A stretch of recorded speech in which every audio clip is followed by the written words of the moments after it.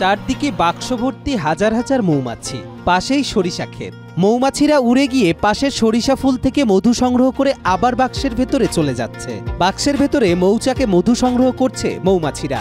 প্রতিটি বাক্সের ভেতরে থাকে 7 থেকে 8টি ফ্রেম। এরা সাতক্ষীরা আসে মধু সংগ্রহের জন্য। মধুর মানসম্মত গুণ ভালো, মধুর চাহিদা খুব বেশি। প্রতি বছর আসে, সেই রূপ বছর আসে সংগ্রহ করার জন্য।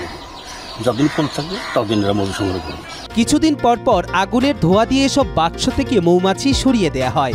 এভাবে মধু সংগ্রহ করে লাখ টাকা আয়ের পথ বের করেছেন সিরাজগঞ্জের চৌহালি ও বেলকুচি উপজেলার মোয়ালরা। সরিষার ক্ষেতের পাশে 100টি মৌবাক্সের মাধ্যমে মধু সংগ্রহের কাজ করছেন তারা। প্রতি মৌসুমে এই বক্স থেকে 5 বা 6 বার মধু সংগ্রহ করা হয়।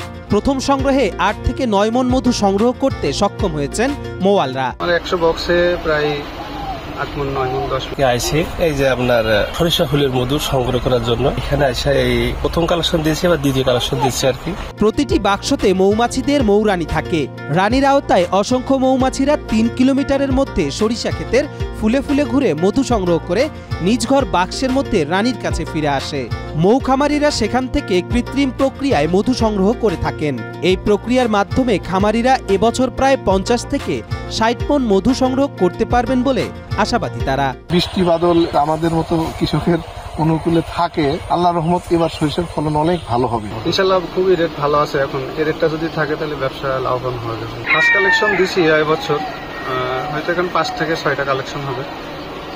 50 থেকে 60 মণ মধুর আশা করতেছি। জেলা কৃষি সম্প্রসারণ অধিদপ্তরের তথ্য অনুযায়ী এবার চৌহালি ও বেলকুচি উপজেলার 9000 হেক্টর জমিতে সরিষার আবাদ হয়েছে। এর মধ্যে প্রায় 25টি খণ্ডে জমি মৌচাষের আওতায় নেওয়া হয়েছে, যার ফলে এবার কৃষকের লক্ষ্যমাত্রা অর্জনে থাকবে না কোনো বাধা।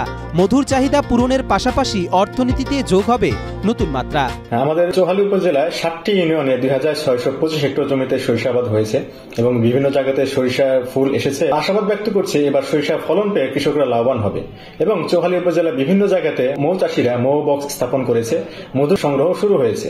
তো আশাবাদ ব্যক্ত করছি আমি, তারা মধু সংগ্রহ করে লাভবান হবে এবং সন্তুষ্ট হবে।